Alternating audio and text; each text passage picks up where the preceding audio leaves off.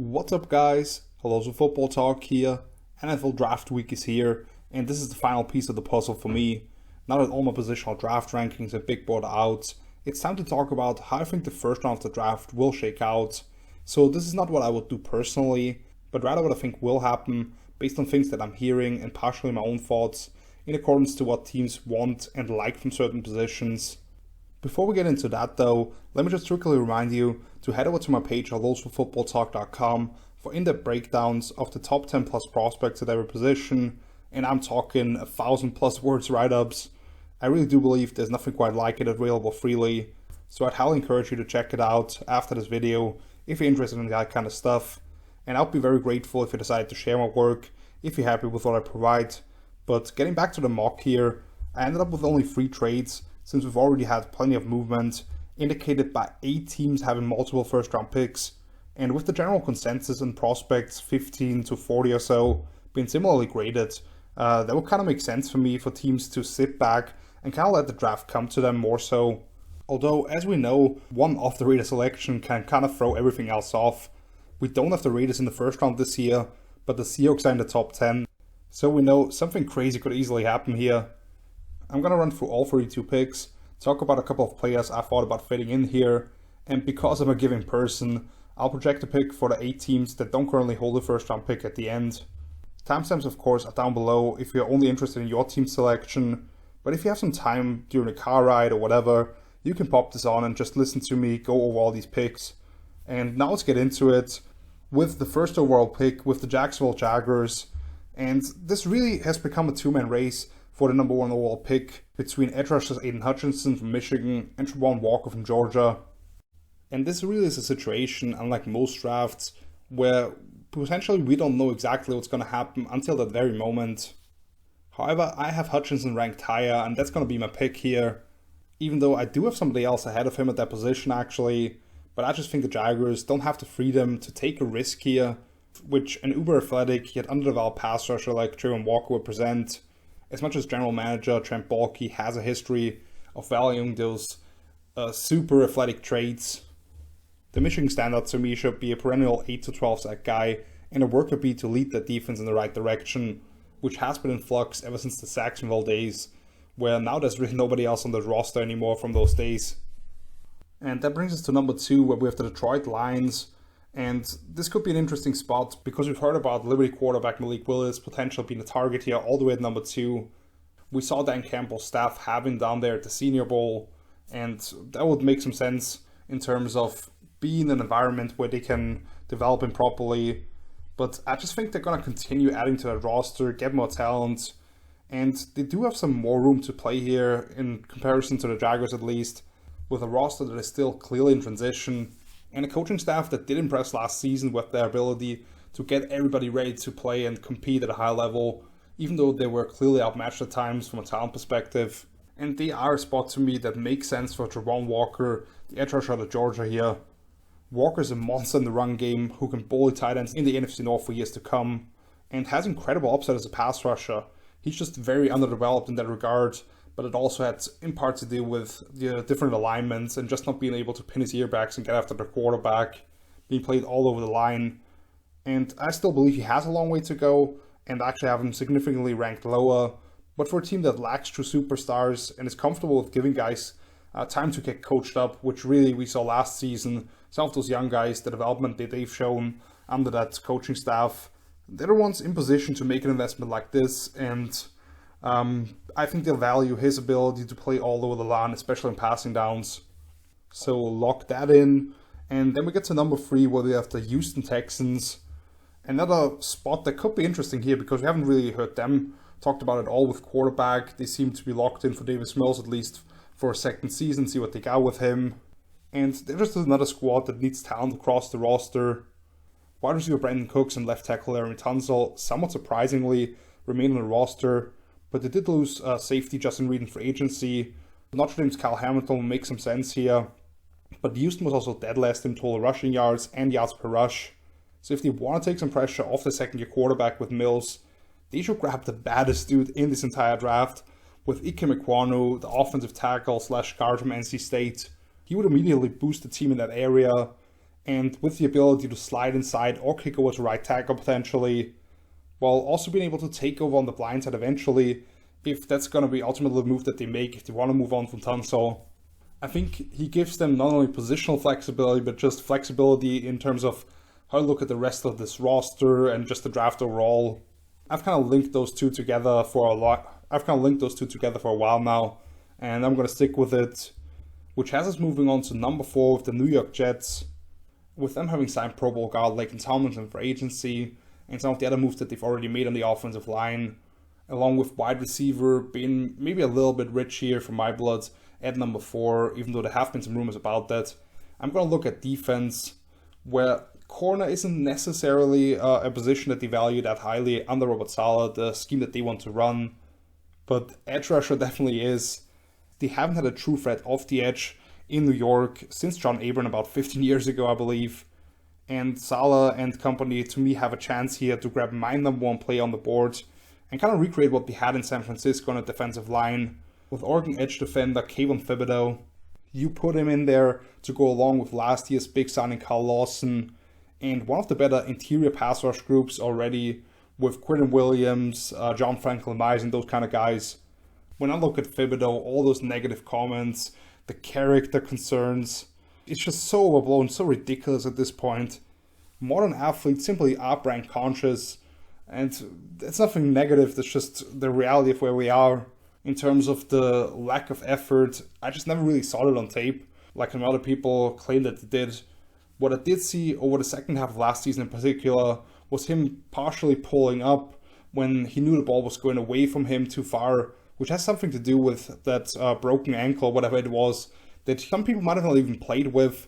He was trying to power through, and I'm sure his coaches actually told him to not chase after a play when he really has no chance, legitimate one at least, to make a play on it. So if he also has the best first step in the draft, I don't really care. I think 3 years from now, there's going to be a lot of people looking back at this and asking themselves why they overthought this so much, and I would love this fit for them. Which now at number 5, we have the other New York team in the Giants, and Big Blue's in a great position here because they can definitely get one of the big 3 edge defenders and offensive tackles, or the top corner with those picks 5 and 7. To me, if I had to locate one spot that is the biggest area of needs, and they've already kind of publicly said it, it's that right tackle position. And so I look at Alabama's Evan Neal making a ton of sense here. He's already played that position at a really high level for a full season back in 2020. And to me, he's the best player remaining on the board. Actually, my number 2 overall prospect. There's still some questions about the receiving room, especially with the reports about them wanting to trade Kadarius Toney, the first round pick from a year ago. We're going to have to see what exactly happens there. But that's a position that they can address later on in this draft. So I think if they want to give Daniel Jones what he needs to see exactly what they have in him, they kind of have all the pieces in place now.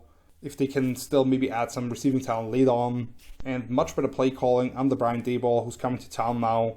If they should have already maybe made that decision about Jones is a different story, but this is where we are, and this is the way that they can support their quarterback whilst really fortifying the offensive line and getting better play in the trenches, which was an issue these last couple of years. And with that, we move on to the Carolina Panthers. And that's a pivotal point here in the draft because this could be when we see the first quarterback come off the boards, particularly with the connections between Pitt quarterback Kenny Pickett, Panthers head coach Matt Rule, who already tried to recruit him, and there's actually a picture out there of the two of them being on a recruiting visit when he was at Temple, and the owner David Tepper being a former Pitt alum. There's definitely a sense of urgency there in Carolina, and last year passing on the likes of Justin Fields, that's only going to enhance that, but I'm not really sure Pickett's going to be a huge upgrade in year one, or what they have right there, and is he going to help Rule save his job?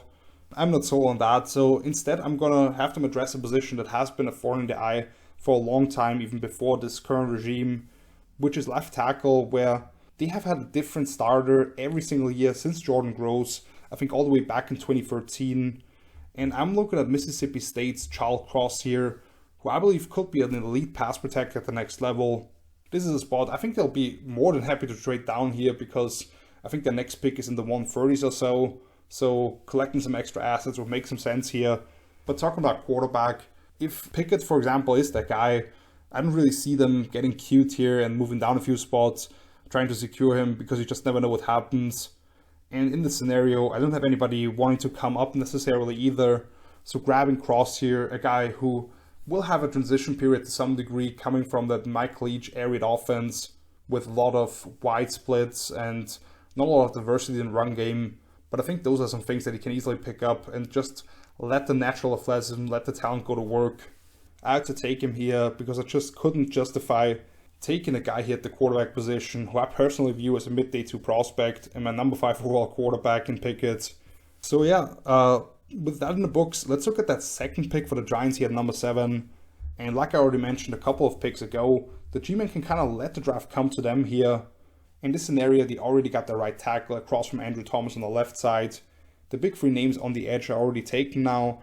And unless they see somebody like Florida State's Jermaine Johnson in that tier, which I personally actually have him above Trayvon Walker, who is the second overall pick in this scenario, corner is the most logical way to go here.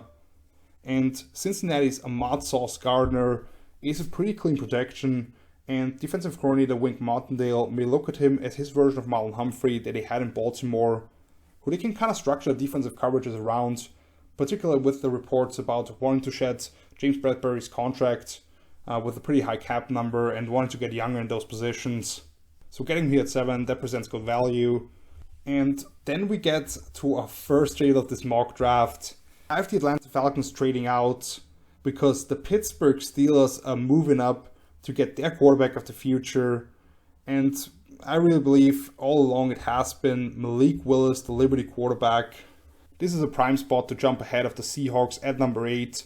And they do it in exchange for picks 20, 84, and a 2023 first rounder. They've been kind of linked to Willis ever since the Senior Bowl when Mike Tomlin was just sort of following around Willis. And his star has continued to rise. I just don't think they can sit back at number 20 and expect him to be there. And they've been aggressive in the past a little bit. We don't really talk about it, but there's situations when they're sure about somebody, like a Devin Bush, the linebacker that they picked a couple of years ago, or even further back, Troy Polamalu all the way back then. They are willing to move up if it's a guy that they're convinced about. And when you look at the rest of the AFC North, with Lamar Jackson, Joe Burrow, and now Deshaun Watson, whenever he's allowed to actually play, they can't sit back there with Mitchell Trubisky. Having him should not keep them from drafting the most talented signal caller of the class. And having a guy like Trubisky, who is a dual threat option himself, right there whilst Willis continues to develop, you can kind of integrate Willis into an offensive scheme that fits his skill set. And then depending on how Mitch does, if they can make a push for the playoffs, if they're kind of a mediocre team, they can make the switch whenever they feel comfortable about it. And either way, they don't have to throw the rookie out there. So I think this makes a ton of sense. Atlanta in a situation but they want to pick up extra assets, and Pittsburgh being kind of desperate, it doesn't seem like it on the outside. You look at the rest of the AFC North, how they're trying to stock up and don't want to be fourth in that division. This really makes sense for both sides here, and I've been a fan of this fit for a long time. And then at number 9, we get back to another trade actually, where this time we have the Minnesota Vikings moving up with the Seattle Seahawks, coming from the 12th spot, which to some degree has something to do with me just not being comfortable with letting the Seahawks stick and pick here, because that's just not their MO. We've seen it in the past, usually further back in the first round, when he was still with Russell Wilson, how they wanted to trade out the first round a lot of times. But now here, they're in the top 10 and definitely in a different state of the franchise, where they are in a transition period and need extra assets. So I have the Minnesota Vikings giving up the third round pick to move up those 3 spots and select LSU cornerback Derek Stingley Jr. Finally find a long-term solution on the perimeter defensively, because you have former LSU defensive coordinator and now Vikings defensive back coach Durante Jones, who will be in the ear of that young regime in Minnesota and tell them what kind of talent Stingley really is, how that investment for a player like that would be worth it. His best football came 2 years ago, and there are some legitimate concerns about health and other stuff. But Jones probably saw it on the practice field as well, what kind of player he still is, and still kind of reminded the league of his potential at the Tigers Pro Day. And what I also love, getting him there under the wing of another former LSU superstar cornerback in Patrick Peterson, that would make a lot of sense. Get him pointed in the right way, learn on the guy like that, and just fill a spot that has been kind of an issue for them for a while now. I have Stingley as the number 3 overall prospect in this class. To me, he has the potential to be a true shutdown corner, and I just think moving up a couple of spots, he's been picking up some steam. They'll be more than willing to part with the 3rd round pick if they can collect him here. And that brings us to number 10 overall with a 2nd pick for the New York Jets. And there's a lot of ways that they could go here theoretically, but now the top 2 corners being off the board, they already got their stud edge rusher. Now the focus should be making life easy on the 2nd-year quarterback Zach Wilson, and with the additions that they've already made on the offensive line, why not keep filling out that receiver room? They've re-signed Braxton Berrios in the slot, Corey Davis is best suited off the ball as a Z, and last year's 2nd rounder Elijah Moore can kind of play both those spots. So the guy I have my eyes on here is USC wide receiver Drake London, who to me would make a lot of sense at X to give that group some size, kind of that jump ball, contested catch situation guy. But also people forget that he forced 22 missed tackles in just 8 games last year, which is significantly more than any other of those top-ranked receivers for a full season. And he would also therefore fit what Michael Fleur wants from that spot. Think of San Francisco with a guy like Brandon Ayuk, those run-after-catch specialists. London may not look like that guy necessarily, and he brings a different dimension in terms of the size and physicality, but he can definitely fill that spot, and I think would be a welcome addition to help out the young quarterback. Which wraps up the top 10 and has us moving on to the Washington Commanders, which they are also in kind of an interesting spot because they brought in Carson Wentz, actually traded for him. Still not sure how much better that moves make them more of a parallel move in my opinion, and I don't quite get it.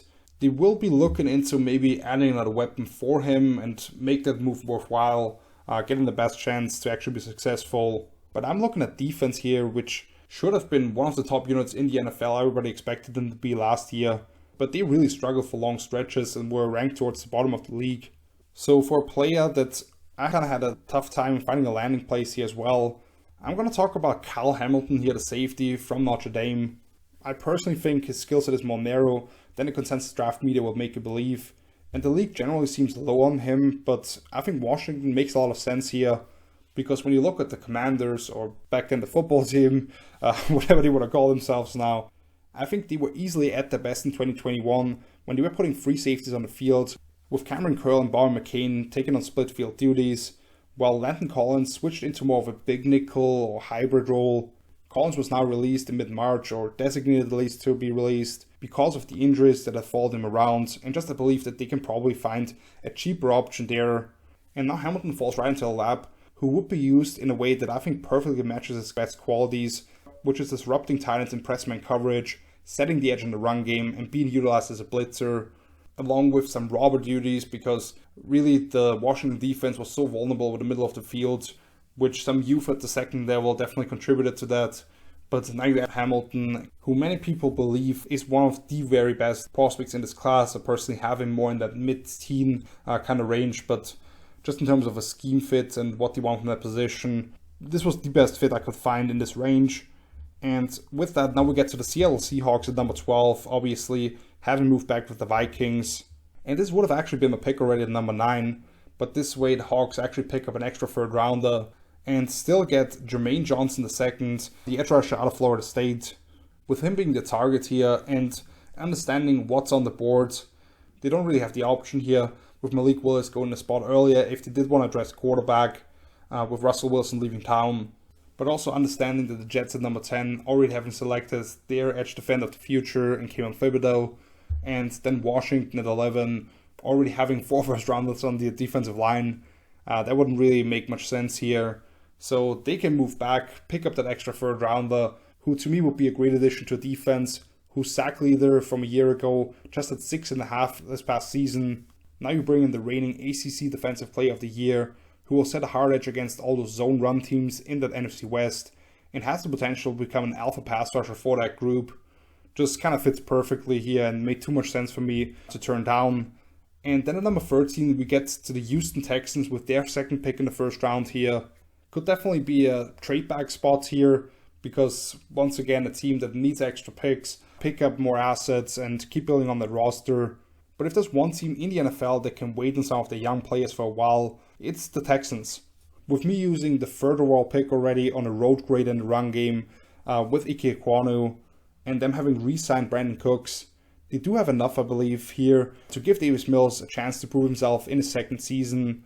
And then at worst, midway through the year, they should get a significant bump in the speed category when they pick up Alabama wide receiver Jameson Williams, who jumped onto the scene for the Crimson Tide last season with his game-breaking ability. If Houston can develop Nico Collins into a starting X, and they have Cooks there along with him, now you can give Williams a lot of free releases off the line, while he continues to work on his frame and the route diversity that you see from him. So then over the latter half of the season, you have a lot of weapons in place for Mills and see exactly can he be a quarterback of the future, and even if he isn't, the Texans are not going to be great this year, so next year, if they're in the quarterback market, whoever they pick up has some weapons in place there to surround him. And with that, we move on to the Baltimore Ravens, who are much more about winning now, having Lamar Jackson there, wanting to finally get him on the contract. Not sure exactly what's going to happen there, but I'm pretty sure they're going to make things work. And here, the question for me was, are they going to go offensive line, where they lost a couple of guys this offseason? We have young players to step in. I'm not 100% sure if Tyler Linderbaum, the center from Iowa, would be a perfect fit here for them with the stuff that they want to run offensively. So instead, I'm going to go defense here. I'm not sure, do you envision it as well? Big Jordan Davis from Georgia in that purple 99 jersey. It just makes sense to me. I can see it ahead already. Baltimore has yet to re-sign Brandon Williams. They did bring back Michael Pierce after 2 years in Minnesota, but there's a potential out in his contract. They've played two of those nose tackle body types before, and they're going to rotate guys through anyway. So I believe General Manager Eric DeCosta will look at this mountain of a man from Georgia as his version of an ultra-athletic nose tackle, like they had a few years ago still with Haloti Ngata, to keep linebacker Patrick Queen clean behind him. And as we saw last year, for the first time in a while that I can remember really, them kind of getting dominated up front, at least by the Bengals a couple of times, wanting to turn the tide here and re-establish themselves as the dominant force in the AFC North. I think Davis would be a guy who could help them do so. And we stay with the topic of third-themed teams here with the Philadelphia Eagles switching over to the NFC, their first pick in this first round. They once had 3 of the next 5 picks, I believe, but traded one of those to the Saints, who we'll get to in a second. And the 2 positions that come to mind here right away for me were wide receiver and linebacker. However, looking at Jameson Williams here being off the board, I think he's somebody who they would target. And the 2 Ohio State guys, better suited playing off the ball themselves. I didn't really find a clear fit with the rest of the pass catchers in Philly. And then looking at the linebacker spot, General Manager Howie Roseman simply not having valued it in the draft. I don't really see them doing it here with the first pick, at least for sure. Another area that is similar important and maybe even a bigger priority right now is addressing cornerback, where they do have Darius Slay still playing at a pretty high level, but he'll turn 32 before the upcoming season is over. Avonte Maddox being best suited in the slot, and they'd have to expect one of last year's day 3 picks, Zach McPherson or Tay Gowan, to step up in that role as that second outside corner. So instead, I have them going to Washington and picking up Trent McDuffie, who to me is the best zone corner and tackler at the position in the draft. He should immediately start in Excel and Jonathan Gannon's scheme, which is a lot about 2 high shells, the corners being able to play off and tackle in the run game. I think McDuffie would be a perfect fit here. And then, like I just mentioned, the New Orleans Saints at number 16, the first of 2 picks over the next 4. And they're kind of the mystery team here because I could easily see them package those 2 picks that they have now and moving up, whether it's for quarterback or really any other player. So you've seen it in the past. They've made those kind of moves. I would personally think they just want to get 2 impact starters because of the landscape of the NFC, where there's not really any true dominant teams or those true championship contenders. So they probably see them still being in the mix, as crazy as that sounds, 2 years away from the Drew Brees retirement. And in this scenario, they have a quarterback falling to them. I could see them wrestling around in their minds if they want to pick him. And with the Carolina Panthers passing on Kenny Pickett at number 6, now 10 spots later, that could create a kind of an interesting dynamic. And I have them going with Kenny Pickett here, which they made that trade with the Eagles at net minus, I would say. But now having all the options in the world and snagging a quarterback from a division rival who potentially were wrestling back and forth if they actually wanted to make that pick, in the end, this could really work out for them. I obviously have my concern with Pickett, and I already talked about that. Him being, to me, more of a mid-day 2 selection. I have him 75th overall in my big board, I believe. But in that type of offense, under Pete Carmichael, that prioritizes protecting the guy on the center and needs somebody in there who can process quickly, I think Pickett can have an extended career playing 10 plus games in the Dome every season. I would hate this far less than actually going with 6th overall, and just kind of that dynamic with the division rival snagging their guy potentially here. That would be a lot of fun. And that concludes the first half of the first round here, as we get to 17th overall with the Los Angeles Chargers, and heading into the offseason for a team that was ever so close of getting into the playoffs in the AFC. Arguably just a bad timeout called in overtime against the Raiders after clawing their way back away from qualifying for the playoffs. The Chargers' biggest priority was adding pieces to this defense in order to support an up-and-coming superstar quarterback in Justin Herbert. Now they've made heavy investments in that side of the ball in free agency with J.C. Jackson, the cornerback, trading for Khalil Mack, also bringing in Sebastian Joseph Day, who was playing his best football under Brandon Staley for the other LA team when he was still a defensive coordinator there. So now I'm looking at the biggest hole in the roster, clearly being right tackle, where they were trotting out Storm Norton and guys like that. That's not going to be the long-term solution. But unless they look at somebody like Northern Iowa's Trevor Penning, being able to make the transition from the blind side, along with some of the technical issues that he presents in a heavy dropback system, there are no real obvious candidates here. So I'm thinking, in which other ways can we support our young signal caller here? And let's just continue to surround him with weapons. And I'm looking at Ohio State wide receiver Chris Olave, who would be a perfect fit as a Z receiver, because he gives them a vertical component that they don't really quite have right now, since Mike Williams can win down the field, but it's in different ways, mostly in contested situations. And Keenan Allen is an expertise route runner in the short to intermediate areas. But I think Olave can really break things open, and if you match him up with Herbert's big arm, you can really take advantage of that.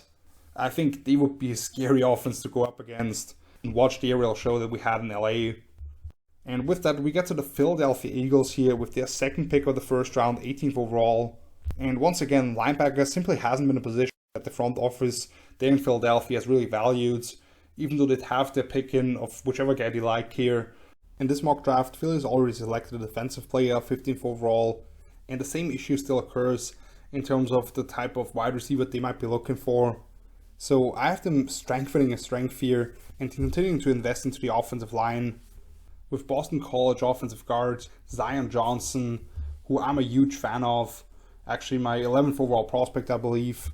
So it's not like they're reaching on a guy like that, since some people might talk about positional value and whatever. I just think he's a damn good football player. With them potentially moving Landon Dickerson over to center after the season if Jason Kelce decides to retire, and Isaac Semalo's contract having 2 valuable years at the end of it. Philadelphia shouldn't shy away from continuing to invest into this group just because they look like they have a strong unit already for 2022, and not draft a player who I believe can be a perennial Pro Bowler. Watching Johnson, he actually reminded me a bit of Brandon Brooks, who was an all-pro guard for the Eagles but was forced to retire due to an extensive medical history as this thick, mauling guard, but also an extremely bright young man. I think Johnson has his master's degree in computer sciences, and he actually have a doctor title or something like that. I just know he's a really smart dude, and I think he could be just an excellent player for an offensive line that is going to be one of the better ones in the NFL. And then a spot later, we have the New Orleans Saints with their original first-round pick. In this scenario, they've already picked a quarterback of the future in Kenny Pickett, so now it'll be a priority to protect him. New Orleans has just lost a guy who kept the blindside clean for them for nearly a decade in Teron Armstead, and I have them dipping their toes in the FCS pool again and select Trevor Penning from Northern Iowa here, the offensive tackle. And I personally look at him more as a late first-round pick. I think he's right on the fringe of my top 32 overall prospects because there are some issues with him. He's like 6'7.5" and also plays tall, so there are some issues that he definitely has to fix in his transition to the NFL. But I think New Orleans will be a team that value his nasty mindset as a run blocker, wants to limit true vertical pass sets for him anyway, and they've taught guys on the edges how to expertly use the hands in independent fashion, because right now that's an issue for him where he heavily relies on the two-handed strike and kind of lets guys get into his chest. But I believe getting ridden backwards by Cam Jordan and company a few times in practice, I think that'll force him to make some technical changes here. And I believe he can be a quality player for them down the road. And with that, we move on to an NFC South rival of theirs in the Atlanta Falcons, who now obviously sit number 20 overall, thanks to that trade that they made with the Steelers in this scenario. And anybody who's followed the NFL for the last calendar year or so to any capacity knows that the Falcons desperately need wide receiver help. And they get pretty lucky here to grab a guy who might have been an option for them all the way at number 8 already, along with picking up those significant draft assets from Pittsburgh, as they go for Ohio State wide receiver Garrett Wilson. With the suspension of Karen Ridley for a full year now, they may have to rely on last year's 4th overall pick, Kyle Pitts, to be split out at X more, because Wilson's biggest areas of improvement at this point, to me, is getting off press coverage, which he just didn't face a ton of, was heavily deployed in the slot, and I think that could be a challenge for him early on if he's asked to just play X and deal with those physical man corners that he have in the NFL. I believe if you let him get those free releases, he's somebody who can leave the heads of defenders spinning with his unique route running skills, similar to actually what they have already there usually with Ridley. And I think that next year, if Ridley's back, if he wants to be back, as we remember now, obviously with the gambling stuff, we only think about that he's suspended for this season, but there were some issues he actually wanted out of Atlanta beforehand. But let's just say he's back with Wilson, you have Kyle Pitts. Those are 3 legitimate weapons for, let's just be honest here, the Falcons are not going to be very good this season, and they're going to be in the quarterback market next year. So whoever they bring in, now they have those weapons around a guy like that. That would be pretty intriguing to me. And that has us moving on to 21st overall with the New England Patriots, who are definitely in a different situation, because unlike the Falcons, who passed on quarterback last year, they got their guy Mac Jones later on in the middle of the first round. And now they're looking, maybe they should add some weapons around him. Not totally sure if there's a guy on the board that they would love, especially with the run wide receivers being officially started. I know that Bill Belichick loves to draft linebackers in the first round, with the likes of Gerard Mayo and Dante Hightower in the past. He hasn't brought back Hightower or Calvin Noy, who are 32 and 31 years old respectively. However, they did re-sign Juwan Bentley for another couple of years, and they acquired Mac Wilson from Cleveland in that trade with Chase Winovich, basically a one-on-one swap. Those guys do have very different skill sets, because Bentley is more of your inside thumper, while Wilson is better suited to play out in space. And I think in this scenario, if they get somebody like Devin Lloyd, the linebacker out of Utah, he kind of presents both those areas, and would be a nice compliment because he has a lot of force and contact, defending the run between the tackles, but also features the range to make plays outside that area. And I think what will intrigue Belichick and the coaching staff over there is his versatility in passing downs, being deployed as a pass rusher, where you can line him up on the edge, you can blitz him from the second level, cross-dog action, all kinds of stuff, which is really the way that they want to use those guys in passing downs. And I think Lloyd could be a guy who would really excel in that kind of system, even though there are some linebackers in the middle rounds that I already had my eyes on for the Patriots. That would make a lot of sense. But I think here at 21 overall, Lloyd is a guy that I think Belichick can appreciate in the spot, and just add him to a defense that is kind of in transition as well now with some of the losses that they've had in recent years. And then at 22nd overall with the Green Bay Packers with their first of 2 first-round picks. And I know wide receiver is clearly the biggest priority for Green Bay after trading away Devontae Adams, and really only the addition of Sammy Watkins being the only one. However, they do pick 6 spots later, and I want to leave the Packers fans dangling a little bit longer, because while I do think that a guy like Arkansas' Treylon Burks would make some sense here as somebody who can make things happen after the catch with all the quick game and RPO stuff that they run with Aaron Rodgers, I'm not sure if the veteran quarterback would be a fan of Burks' kind of imprecise route running at this stage of his career. So instead I have them boosting the defensive line and get the other Georgia defensive tackle, Devontae Wyatt, who's kind of the forgotten man because of the heroics of Jordan Davis at the Combine. But Wyatt is a super athlete himself, and more of your penetrating free technique kind of guy. I think he has the potential to be a really disruptive beat-up defender for a team that finished 2021 dead last in tackles for loss. I think Wyatt would be a perfect complement to Kenny Clark at the nose.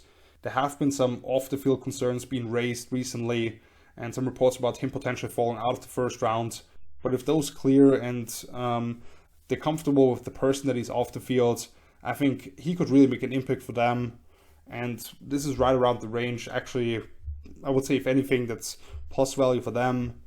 Which has us moving on to 23rd overall with the Arizona Cardinals. And let's be honest here, they've just been a mess this offseason with all the drama surrounding quarterback Kyler Murray, him wanting the long-term contract, the team maybe wanting to see another year or just not comfortable with that kind of cap number that he's expecting. And with that, people have barely talked about some of the needs that they still have on that roster. With having lost Christian Kirk, they could add another receiver. The offensive line could use some reinforcement as well. And they still have a really uninspiring group of cornerbacks. However, when I look at it, the loss of Chandler Jones in free agency and Marcus Golden being in the last year of his contract, Arizona doesn't really have anybody in line to become a true threat off the edge for future years for them. So I'm going to have my eyes here on Purdue edge defender George Karlaftis, who I don't look at as somebody who will be a double-digit sacker necessarily in consecutive years ever in his career, but he's already pretty advanced with his hands, packs a lot of power, and has a relentless motor, and in the run game, he's going to set a really physical edge. I think he can make an impact right away and make a difference for this team, which last year they really fell off over the latter half of the season. Injuries definitely played their part. I would maybe actually put it more so on the offensive side of the ball, but I think Karlaftis, you add him on the edge here, he can make an impact right away and just be a cornerstone for you for years to come. And then at 24th overall, we have America's team, the Dallas Cowboys. And this to me really came down to two prospects here. Arkansas wide receiver Treylon Burks, since they just traded away Amari Cooper to Cleveland, and owner Jerry Jones, probably loving the idea of going to his beloved Razorbacks for an impact player like that. But the other guy that I have my eyes on, and the one I actually chose here, is Texas A&M offensive guard Kenyon Green, because they did sign James Washington as probably their number 3 receiver, but they haven't really added anybody on the offensive line to make up for the loss of Connor Williams, who was starting at left guard for them last season, and I think he got a bad rap for some of the penalty issues that he had, drawing a lot of flags for holding, but to me he certainly still was an above average starter. However, what really stood out to me about watching Green is every single time there seemed to be a big run for Isaiah Spiller, the running back, he was going right behind Green, who was just displacing people in the run game. His hand usage as a pass protector could use some work, but his anchor in that regard is really strong, and I think he would immediately boost that run game. On the opposite side of Zach Martin, you have Tyler Biadasz in the middle. I don't care who you put in front of those guys, they're going to move people in the run game. And then switching back to the AFC side of things, with the Buffalo Bills here at 25 overall, running back has been a hot topic here, with Breece Hall being the likely candidate. Kind of like last year with Najee Harris still going to the Steelers. Like every single mock draft seems to have him on there. To me, when I'm looking at this, and I understand that this is certainly a question mark with the reports about the player's medical situation, coming with sports hernia surgery, but to me this just makes too much sense to pass up here. Going with Clemson cornerback Andrew Booth Jr., who I personally have as my CB3 and the top 15 overall prospect. Buffalo is locked and loaded for a Super Bowl run, but if there's one spot that they still need to address, it's that second corner position across from Tre'Davious White. Seeing Levi Wallace sign with Pittsburgh for really a low value contract, they probably would have liked to bring him back at that number had they known what kind of price he demands on the open market. But they probably also still want to move Dane Jackson back to the CB3 spot. And Booth to me is an incredible talent, has the quickest feet in the draft, shows a natural feel for layering in between routes and squeezing guys in zone coverage, which is exactly what they want to do in Buffalo. Taking away those passing windows, making them as small as possible for the quarterback. He's super competitive at the catch point and shows no hesitation as a tackler. And that is actually the thing that's kind of gotten him into trouble, especially last year, was really reckless in that regard. A lot of misses because he just wouldn't stay on his feet. But I think if that is something that he can work on, and if he's just healthy, if they're comfortable with his medical reports, I really think he could be a difference maker and push them over the top in the AFC. So I would absolutely love this pick. And then at 26, we finally do go with the Tennessee Titans here and grabbing a guy that I mentioned a couple of times already in Treylon Burks, the wide receiver of Arkansas. Tennessee will need Caleb Farley to step up as their number 1 corner in his second season. And if one of the top 2 guards falls to them here, that seems like a very logical way to go. But to bring in another receiving threat, kind of in that mold of A.J. Brown, as a bigger guy who really excels after the catch and on those vertical patterns of play action, which is the way that they want to attack in that offense, Burks would fit in there nicely. They did use a late round pick to trade for Rams wide receiver Robert Woods, who's coming off a ACL tear in mid-November, and whenever he's going to be back, he can work more intricate routes in the slot, while Burks, you can allow him to be that designated touch kind of guy, along with off-the-play action, those longer developing routes, crosses, deep posts, and stuff like that. You have him and Brown out there. Just get the ball in their hands, and they're going to make things happen for you. And then at 27th overall, the Tampa Bay Buccaneers, now with Tom Brady back in the fold. Once again, another landing spot. If one of those 2-up-2 guards falls to them, that will kind of be a slam dunk pick. Could they go with interior defensive line if, like, say, a Devontae White falls to them to replace what they had in Ndamukong Suh? That would make some sense here too, but there's also no secret about this. The Bucs love long, physical corners who can match receivers one-on-one. And once you get past Cincinnati Sauce Gardner, who obviously will be long gone at this point, maybe nobody else in this draft fits that description quite like Kaiir Elam, the Florida cornerback. You saw what happened last season to Tampa Bay's defense. Once they were dealing with some injuries in the secondary, just wasn't the same unit because they weren't able to play all those aggressive coverages and send the pressure packages. In today's league, you can never have enough cover corners, and Elam to me is worth a late first round pick. Not a great tackle at this point, which is kind of odd because he's such a physical player outside of that, but has a proven track record against some of the SEC's best over the last couple of years. They already have 3 talented corners, but you add another guy and you just brace yourself for injury if something happens.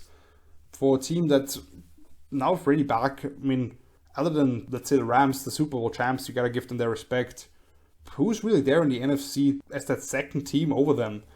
I don't really see it, so this would be an investment worth making in my opinion. And talking about NFC frontrunners, obviously the Packers are still in that discussion. Back here at 28th overall, their second pick. And I finally do have them taking their receiver for Aaron Rodgers. And I think it's somebody that Matt LaFleur will love as well. They still have to find somebody at right tackle for them in order to keep Elgton Jenkins inside. But there may be better value to be found on day 2. And I don't think the guy who I'm going to talk about here in a second makes it out of the first round, which is North Dakota State's phenom Christian Watson, who has been the biggest rise of this pre-draft process, arguably, with the show that he put on at the Senior Bowl, really roasting a lot of the Power 5 corners, and then going to the Combine and just putting his freakish athleticism to the test. It's been one hell of a journey for him. I was already a big fan of him just watching the tape, the way he was blowing by guys in the FCS. Now you have the athletic testing to back up what you saw on tape. Maybe not the most intricate route runner at this point, simply because he's coming from an offense where they prioritized running the ball, taking play action shots off it, and gave him some designated touches on like end rounds and stuff like that. But what I saw down in Mobile, the way he was routing guys up and some of the stuff that he was doing, I feel comfortable with him making the transition to the next level. I believe he has star potential, but at worst, he should be a better version of Marcus Valdes-Scantling in a bigger body, who they also lost in free agency, with elite run blocking skills. And either way, he's gonna help that offense out. It's kind of a combination maybe of Allen Lazard and MVS. And then at 29th overall, the run and wide receivers continues, as we have the Kansas City Chiefs with their first of 2 back-to-back picks. And they clearly have some room to maneuver. And I wouldn't be shocked if General Manager Brad Veach package those 2 picks up and move up for their guy, which they have done in the past, obviously, with Patrick Mahomes and others. However, I believe that Western Michigan wide receiver Sky Moore is somebody who will be very high up on their boards because he kind of presents a similar skill sets to what they already had in Tyreek Hill, having traded him away now to the Dolphins, as somebody in terms of the yards after catch ability for a team that opponents forced to throw the ball short a bunch last season with all the too high shells, and Tyreek being a guy who would flip it out and make people miss and get outs that way. I also thought about Penn State's Jahan Dotson, who may bring them a little more in terms of the downfield component, but Moore has a thicker build in the mold of Cheetah, what they already had there, and I've kind of made that connection throughout this process, so I'm going to stick with it here. But then at 30th, I actually have another trade here, the final one that you're going to see, where we have the Kansas City Chiefs moving down and the Seattle Seahawks coming up to get their quarterback of the future, because I think the guy that they have the eyes on here is Cincinnati quarterback Desmond Ridder. And if they really like him, this could kind of be a dream scenario for them, because they already grabbed a highly ranked edge rusher earlier in Jermaine Johnson, while also being able to pick up a third rounder. And in this scenario, they would give up pick 41 overall, so moving up 9 spots, along with a fifth rounder and their second year defensive end, Alton Robinson, who also makes a lot of sense for Kansas City in terms of what they like in those long edge rushers, and that being a need for them anyway. Ridder would immediately be an upgrade over anybody that they have there in Seattle right now, and he'd be a nice fit for Sean Waldron's bootleg-heavy offensive system. The fact that the Seahawks were willing to part ways with Wilson tells you that Pete Carroll has all the job security in the world. However, he is in his 70s and doesn't have forever to figure out who his quarterback of the future is going to be. And I think if they like Ridder here, that would make a lot of sense. If the Chiefs kept this pick, I would have had them go with edge rusher Boye Mafe. But now let's get to number 31 overall, where it is still kind of weird to see here the Cincinnati Bengals being this far up. But they fought their way to a Super Bowl appearance. Yet, if you look back at the season, the thing that really kept them from lifting the Lombardi Trophy was the offensive line and not being able to protect Joe Burrow in the crucial moments. And they've made some smart moves in free agency, not just throwing money at the sexy names, but rather making smart investments, going with the theory of having 5 solid guys rather than a couple of stud players on there. However, this goes back to the old adage for me: don't let having good players keep you from drafting great ones. And I believe Tyler Linderbaum, the center from Iowa, is one of those guys, my 10th ranked overall prospect. And I kind of get why he would be falling, because people look at him as a center only and primarily in a zone-based offense. Well, this is a perfect fit for Cincinnati. At their core, this offense originated in a wide zone-based rushing offense, where Linderbaum would allow them to consistently press the front side. You look at Ted Karras, arguably having had his best season at left guard last season in New England, moving him back there and slipping Linderbaum in there right away. He could be the best offensive lineman, maybe outside of Lyon Collins, who they were lucky to pick up because he wanted out of Dallas. So I really believe this would be a smart move, and in the long run, give them some depth on the offensive line if you have to move a couple of guys originally that would have been starters back. But I think this is definitely a talent that is worth it. And then with the final pick, concluding a first round here, once again we have the Detroit Lions.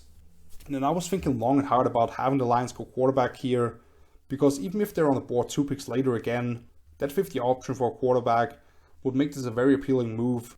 I would personally love to see them go after Matt Corral here out of Ole Miss, who is my second-ranked quarterback, and would get a year to learn a true dropback offense, since that is kind of a concern with him, just the kind of offensive scheme that they ran at Ole Miss with all the RPOs and play action. Yet instead I have them stay in-state and get one of the highest regarded safeties in this class. Michigan's Dexton Hill is a guy who is a bit undersized, and his best tape probably came at a spot that he didn't play a whole lot of, which is at free safety last season. But Detroit doesn't really have a great option to slot anyway, and you can continue to move him back further as you build the rest of that roster up. Because at this point, they simply need talented football players. Dax Hill is definitely one of the most talented. I think I have him right in that range, a couple of spots later maybe, in my overall big boards. And the NFL, I think, is even higher on him, so that would make a lot of sense. And this will also be kind of a nice conclusion to the first round as we start and end things with a Michigan player. Here's the whole first round once again, quickly for you to look over, before we talk about a couple of guys here that are also considered, which the first one of those is Breece Hall, the running back out of Iowa State. If there is a running back taken in the first round, the Bills' rumors are hot and heavy. However, I believe, having seen the Chiefs follow the motto of grabbing a running back late because the rest of the roster is loaded, a couple of years ago, Clyde Edwards-Helaire coming out of LSU, that is kind of a cautionary tale for them probably, even though I've Hall significantly higher in my overall rankings. But go in with Andrew Booth and a defensive player who I believe will make a bigger impact right away. Maybe if it doesn't show up on the stat sheet, but just in terms of what they need, that makes some more sense here, but I could definitely see it happen. Then George Pickens out of Georgia, the wide receiver, who I have as a top 50 overall prospect, and teams that are comfortable with his medical, which I just don't have all the information on, they may actually have him higher by a few spots. It's been a while since we've seen Pickens play at this best level, coming back last season after tearing an ACL in the spring, but when healthy, his combination of size, quickness off the line, and exceptional ball skills make him a very intriguing option. Bernard Ryman, the offensive tackle out of Central Michigan, if you believe that 5 true offensive tackles go in the first round, Ryman should be an obvious choice as one of those guys. I actually have him slightly ahead of Northern Iowa's Terrell Penning, who went top 20 in this mock draft, and he could go even earlier, but I could see NFL teams shy away from a guy who'll turn 25 as a rookie and has only played on the offensive line for 2 years. Then Nakobe Dean, the linebacker out of Georgia, and this personally hurt me a lot. I have him as my number 1 linebacker, and I have no problem with the team taking him with a pick in the top half of this first round, even if stand-up linebacker is lower down in the value chart, because Dean's instincts and eyes are a tier above the rest of this class, coming in just short of 6 feet and 230 pounds with short arms along with that. He may not meet the thresholds of some teams, however. Then we got Logan Hall, the interior defensive lineman out of Houston, who is a guy that is kind of tough to read on how the NFL actually sees him. That already starts with a positional fit, since he has the build of a bigger base defensive end, but with his length, some teams may look at him as a fit for a 3-4, while he says himself that he's the most natural at a free technique spot, which I can see with his quickness. If somebody sees a clear fit and likes what Paul can bring to the table, I could easily see him sneak into the late first, similar to his Cougars teammate Peyton Turner a year ago. And then Tyler Smith, the offensive tackle / interior offensive lineman out of Tulsa, who I have as a mid-second round pick personally, but I'm sure a lot of people around the league have fallen in love with his combination of thirst for blood in the run game and the fact that he's only just turned 21 years old. I think a large portion of his technical issues in pass pro can be masked by moving him inside, but he has the athletic traits to move the tackle eventually, so that Titans, Bucks, Packers stretch from 26 to 28 would make a lot of sense here. And that brings us to the teams without a first round pick, who I want to quickly run through here. Where first we have the Chicago Bears picking 39th overall, and after going with Lewis Seen, the safety out of Georgia. Now head coach Matt Eberflus will certainly have to help out his second-year quarterback Justin Fields, and I believe if Georgia wide receiver George Pickens is on the board, he'd make a lot of sense here as more of a sideline side specialist to complement what they already have in Darnell Mooney. However, I think Eberflus will make safety a priority here and allow Eddie Jackson's versatility to shine more. Deshaun Gibson is gone, and unless they convert one of the slot guys to safety, they didn't really add anybody there. Seen would be a perfect fit since he has a lot of experience in deep alignment, but gives him somebody who can charge up the alley against the run from split safety looks and allow him to play more soft box counts. Then at 42nd overall with the Indiana, then 3 picks later we have the Indianapolis Colts, and after going with Kyler Gordon, the cornerback out of Washington, new defensive coordinator Gus Bradley is now on his 3rd team in as many years, and he needs to start going more of the trends around the league, since his classic Seattle-style cover 3 bill system is not adequate for the modern NFL anymore. I thought we'd see more 2-high looks from the Raiders last year, but maybe he'll finally at least show more split safety looks pre-snap before rotating somebody into the deep post, after getting absolutely shredded by Patrick Mahomes twice last year. At corner, they did sign Stephon Gilmore recently, and Kenny Moore is one of the top nickels in the league, but another versatile guy with great agility like Gordon would make a lot of sense here, with all the draft investments that they've already made up front defensively. Then 2 picks later, we have the Cleveland Browns 44th overall, and I'm going to go with Travis Jones here, the massive nose tackle out of UConn. When you look at Cleveland's roster, there aren't many holes that they need to fill, but one that is quite glaring is the interior defensive line. They basically lost Malik Jackson, Malik McDowell, and they replaced them with Taven Bryan, who's a former first round pick himself, but wasn't able to establish himself as anything but a rotational piece in Jacksonville. I like Tommy Togiai, who I thought was a steal out of Ohio State in the 4th round last year, but I think he can play 1 or 3 technique, and if Travis Jones is on the board, he'll help keep those guys like Jeremiah Owusu-Koramoah clean to run around, not allowing guys to peel off combos, as well as create push up the middle in passing situations. Now towards the end of the 2nd round with the San Francisco 49ers, 61st overall, and I'm going to give them Sean Ryan here, the offensive tackle / interior O-lineman from UCLA. I don't believe the Niners' personal shortfalls on the O-line are talked about enough. Trent Williams is obviously as elite as it gets at left tackle, and they should get back a healthy Michael Clinch on the other end. But center Alex Mack is about to enter year 14 for him, and they lost Pro Bowl guard Laken Tomlinson. They did draft Aaron Banks out of Notre Dame in the 2nd round last year, who I liked a lot, but they still at least have a question mark at that other guard spot. Sean Ryan played at an All Pac-12 level at left tackle for the Bruins, but even the people there said that he's best suited to play inside, because he may not quite have tackle length for feet, but my god, he can create movement in the run game. And then with the last pick of the second round, the Denver Broncos, I gave them Troy Anderson here, the linebacker at Montana State. Tight end would be an option because they just gave away Noah Fant in the Russell Wilson trade, but unless Trey McBride from nearby Colorado State is available, which I don't see necessarily, since the league apparently looks at him as the number one option at the position, I think defense is more so the focus here. The Broncos need to get more athletic at the second level, even if they do bring back Anthony Johnson, who is currently still a free agent. Anderson has played 4 different positions throughout his college career, all at the high level: a quarterback, running back, outside linebacker, and inside linebacker. So there is some rawness to his ability to decipher keys, but he has all the potential in the world, and you can play him with Mike or Will as kind of a cleanup specialist early on. Then with the Raiders at 86th overall, and I'm going to go with Kobe Bryant here, the cornerback out of Cincinnati. The Raiders did acquire Rock Ya-Sin from the Colts in the Yannick Ngakoue trade, and they probably hope that either he or Trayvon Mullen, 2 still young promising players, can be new defensive coordinator Patrick Graham's version of James Bradbury. They also signed Anthony Everett, who was a quality rotational player in Baltimore, but when you look at the top 30 visits, it doesn't seem like that's held on the perimeter. Cincinnati's number 2 corner Kobe Bryant seems like a guy Graham would really like to add, as somebody who has a lot of quality experience with a multitude of coverage assignments as the other guy to boundary man specialist. And then the last 2, the Miami Dolphins at 102nd overall. I'm going to go with Eric Johnson here, the interior defensive lineman from Missouri State. Despite the change at Headman with Mike McDaniel, the Dolphins did retain defensive coordinator Josh Boyer, who wants to run multiple fronts, and Johnson to me is worthy of a day 2 selection. I'm significantly higher than a lot of other people out there, but the league seems to be the same way, looking at some of the visits that he's had. Johnson's combination of quickness and power allows him to play anywhere from a 1 to a 5 technique, particularly putting him in different spots and passing downs. You put him next to Raekwon Davis and Christian Wilkins, and opponents will have a tough time running between the tackles. Johnson isn't a very refined pass rusher, but Miami is more about covering up bodies and creating free rushes anyway. And then finally the LA Rams, 2 spots later. I'm going to go back to cornerback with Marcus Jones from Houston, who is one of my personal favorites.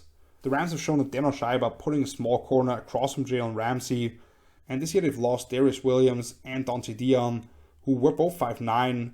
Well, you have to cut off another inch with Jones, but you get somebody who fits perfectly as that off-zone field side type of corner, with exceptional click and close ability, supreme competitiveness at the catch points, with great ball skills, somebody who has no worries about sticking his face in the fan as a tackler, and offers special return ability if they don't want to keep a roster spot for Brandon Powell, who cares no that cap if you want to cut him.